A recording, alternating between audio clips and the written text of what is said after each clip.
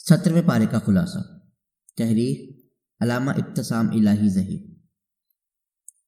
17ویں پارے کا آغاز سورہ انبیاء سے ہوتا ہے۔ سورہ انبیاء میں اللہ تعالیٰ نے اس بات کا ذکر کیا ہے کہ لوگوں کے حساب و کتاب کا وقت آن پہنچا ہے، لیکن لوگ اس سے غفلت برت رہے ہیں۔ اس سورہ مبارکہ میں اللہ تعالیٰ نے دین سمجھنے کا طریقہ کار بھی بتلایا کہ اگر کسی شے کا علم نہ ہو تو اہل علم سے اس بارے میں سوال کر لینا چاہیے۔ اس سورہ مبارکہ میں اللہ تعالیٰ نے بتلایا ہے کہ اس نے زمین اور آسمان کو کھیل تماشے کے لیے نہیں بنایا۔ اگر اس نے کھیل ہی کھیلنا ہوتا تو وہ کسی اور طریقے سے بھی یہ کام کر سکتا تھا۔ اس صورت میں اللہ تعالیٰ نے یہ بھی بتلایا کہ اس نے ہر چیز کو پانی کے ساتھ پیدا کیا ہے۔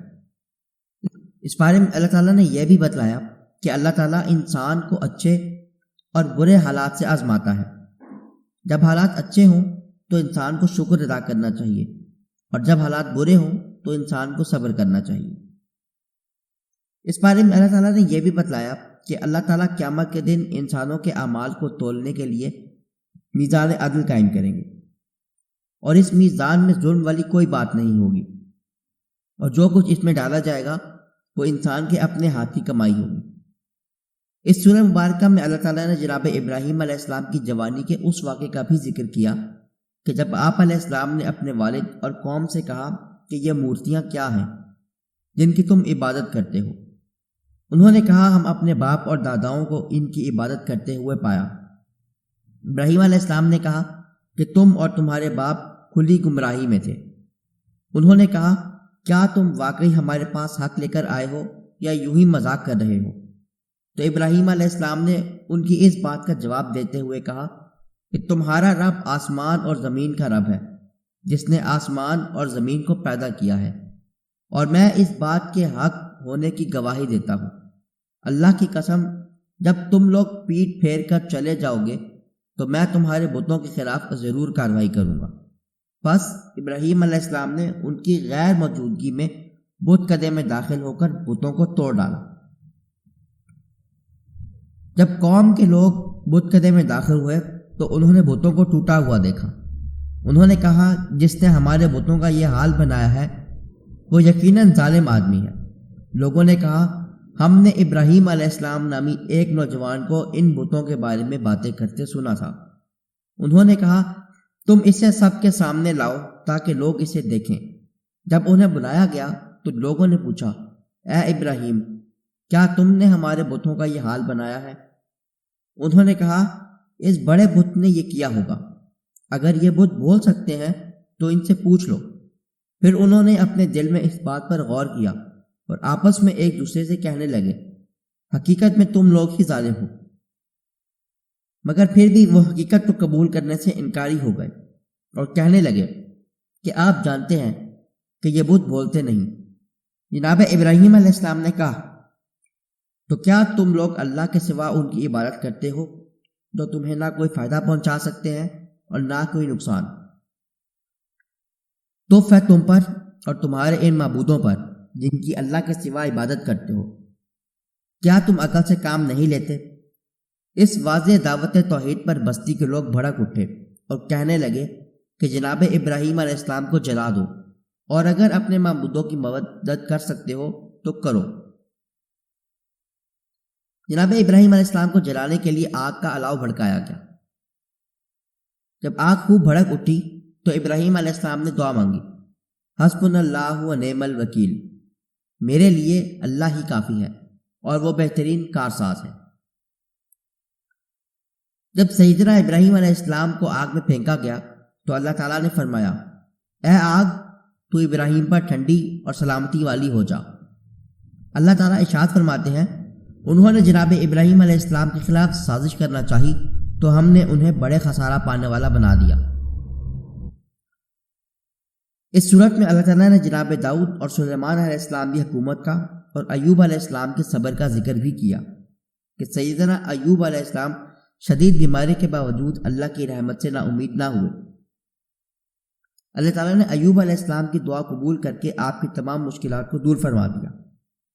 اللہ تعالیٰ نے اس مبارکہ میں جناب یونس علیہ السلام کے واقعے کا بھی ذکر کیا کہ جب آپ مچھلی کے پیٹ میں غم کی شدت سے دوچار تھے تو آپ نے پروردگار عالم کو ندا دی کہ اللہ کے سوا کوئی معبود نہیں، اس کی ذات پاک ہے اس تکلیف سے جو مجھ کو پہنچی ہے، اور بے شک یہ تکلیف مجھے اپنی وجہ سے آئی ہے۔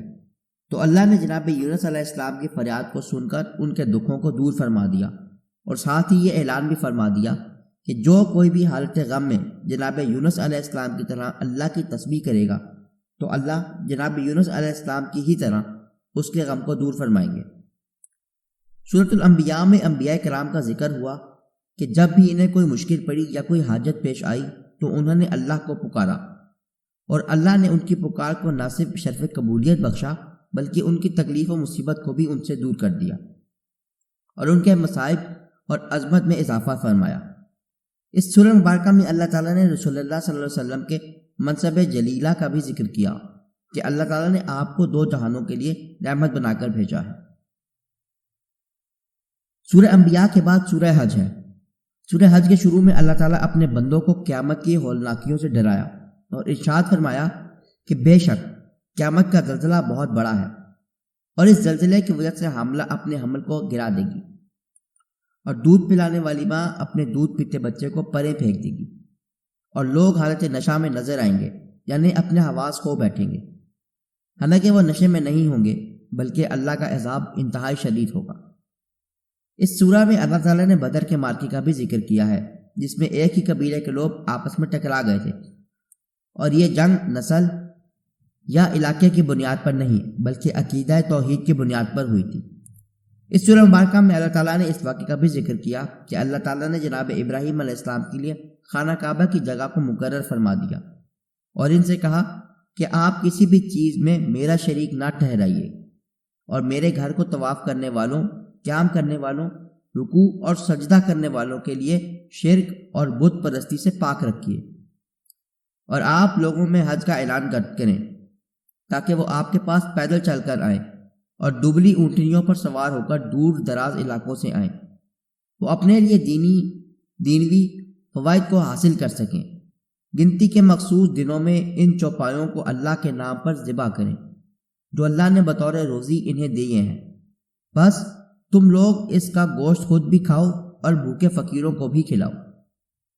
اس سورہ میں اللہ تعالیٰ نے قربانی کی قبولیت کے لیے تقوی کو شرط قرار دیا کہ اللہ تعالیٰ کو جانوروں کا گوشت اور خون نہیں پہنچتا بلکہ اللہ تعالیٰ کو انسان کے دل کا تقوی پہنچتا ہے۔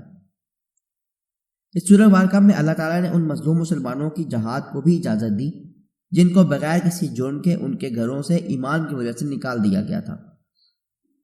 اس صورت میں اللہ تعالیٰ نے ایک مثال کے ذریعے شرک کی تردید کی کہ جن معبودان باطل کو لوگ اللہ تعالیٰ کو چھوڑ کر پکارتے ہیں ان کی کیفیت یہ ہے کہ وہ سارے جمع ہو کر ایک مکھی کو بھی نہیں بنا سکتے، اور مکھی بنانا تو دور کی بات ہے، اگر مکھی ان سے جبراً کوئی چیز چھین کر چلی جائے تو اس کو واپس بھی نہیں پلٹا سکتے۔